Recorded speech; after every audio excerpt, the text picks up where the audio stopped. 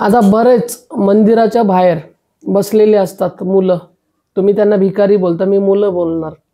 त्यांच्या सत्कर्मामुळे, त्यांच्या केलेल्या वाईट वाईट कर्मामुळे काय काय सत्कर्म केलेत, फार छान छान सत्कर्म केलेत. ते ज्या वेळेला पैसेवाले होते ना त्यावेळेला छान सत्कर्म काय केलेत, लोकांना तुच्छ लेखलेत, लोकांना वाईट बोललेत, दुसऱ्यांचे सगळे पैसे लुबाडलेत, आपलं असताना सुद्धा दुसऱ्यांचे हाव म्हणून घेतलेले आहेत. म्हणून हाव म्हणून त्यांना कुष्ठरोग, हाव म्हणून त्यांना लुलं लंगडं अंधत्व आलेलं आहे त्यांच्या कर्मामुळे.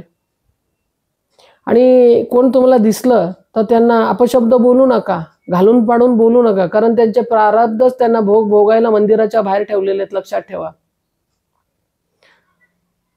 कारण तुम्ही जे शरीराने कर्म करता, दुर्भाग्याने तुमचं शरीर सुटतंय, त्यानंतर ते आत्माच भोगतंय हे लक्षात घ्या.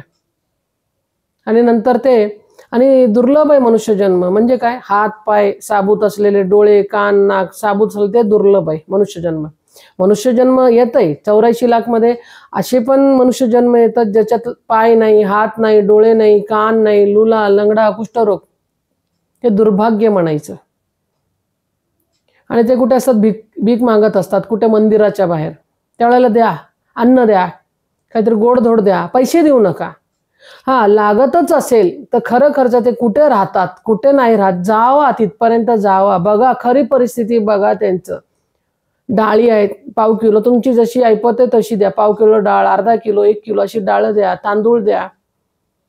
काही औषध चाललेलं असते, औषध घेऊन द्या त्यांना. हेच पुण्य तुमच्या पदरात पडतंय, लक्षात घ्या. नुसतं तुम्ही मंदिरात जाता, मागडे सगळं काही घेतात. अरे देव काय बोलतो, मी तुला मृत्यू लोकात पाठवलेलं, दुसऱ्यांचं पण त्याच्यात आरोग्य क्षेम चिंतन कर, त्याच्यातच मी आलो ना की स्वार्थापुरता बघ म्हणून देव सांगत नाही, लक्षात घ्या. आता जेवढे लोक बसतात ना त्यांना केळी दान करा, बिस्किट दान करा. आता श्वान जर का तुमच्या भाषेत कुत्रा दिसत असेल तर त्याला एखादी भाकरी असेल, चपाती असेल, त्या द्या तिथे.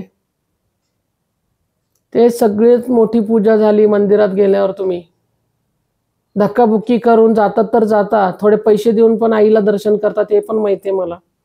पण त्यापेक्षा हे दर्शन करा, साक्षात आईचे दर्शन झाले तुम्हाला. तिथे जाऊन गर्दीत, आणि तिथे गर्दीत बायका जातात, अरे मी आज ब्लाऊज शिवायला टाकलेत, अरे आज ब्लाऊज बरोबर झाले, हे वार्ता करता तुम्ही. दुसरा बोलतो अरे मी छान गाडी घेतलो होतो, अजून चांगलीच गाडी घ्यायचंय. हे वार्तालाप करायला कशाला जाता रे मंदिरात? त्यापेक्षा घरी बसा ना तुम्ही. मंदिरात का जातो मनुष्य?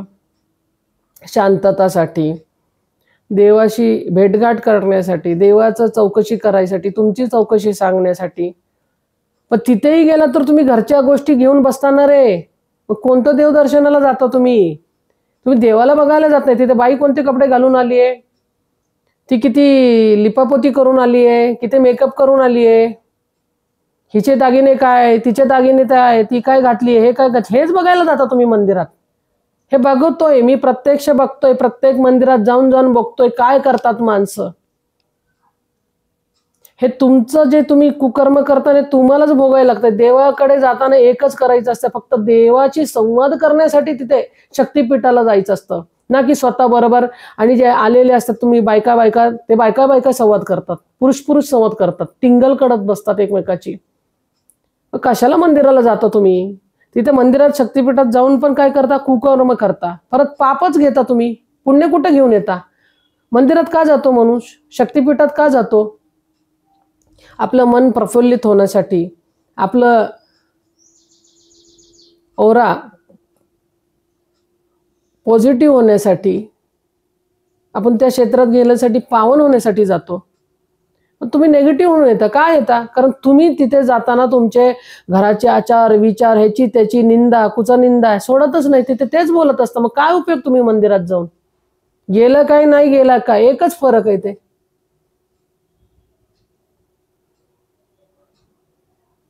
फरक काय पडतो माहिती आहे? तिथे गेल्यानंतर शांत मौन राहून नामस्मरण करून देवाची दर्शन घेणं, आणि 5-10 मिनिटं बसावं नामस्मरण करत, तरच ते गेलेली यात्रा सफल झाली, नाहीतर निष्फल झाली, हे लक्षात घ्या.